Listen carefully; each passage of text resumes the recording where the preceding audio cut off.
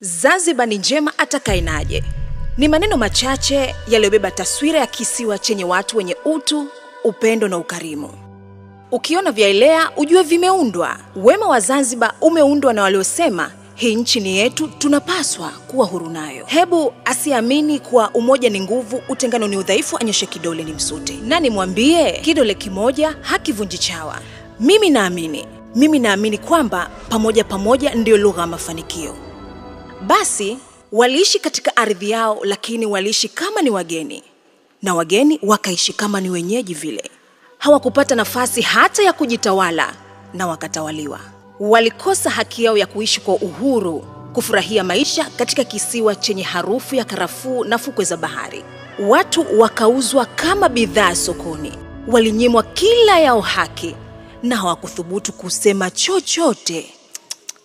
Inasikitisha sana.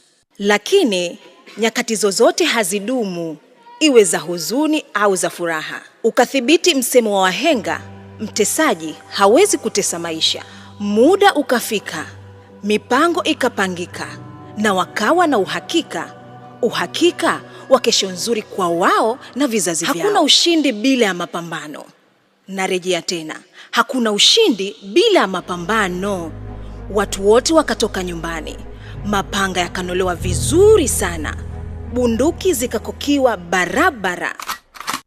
Ikawa mwenye shoka, mwenye risasi, mwenye panga na mwenye kila aina ya silaha, ili mradi patashika nguo kuchanika. Watu waliosema basi inatosha wakaingia uwanjani. Uwanja wa vita usiku wa manane. Walipigana mithili ya simba aliye mawindoni kusaka nyama, na wao waliusaka uhuru. Uhuru ndio wahenga bwana. Hapo na ninongoneza mtoto 2000 kwamba kwenye nia lazima kuna njia. Ushindi ukawa upande wao. Asubuhi isiyo na hatia, ndege wakaipendezesha kwa sauti za mwanana, na jogoo akawika kuashiria sasa kumekucha. Wapambanaji wa vita wakawa mashujaa waliofanya niamini mshindi huzaliwa mara mbili, moyoni na vitani. Nchi ya wakwezi na wakulima ndipo ilipozaliwa. Mwangaza ukarejea. Kina mama nderemo na vifinyo vyao vilisindikiza sherehe za ushindi.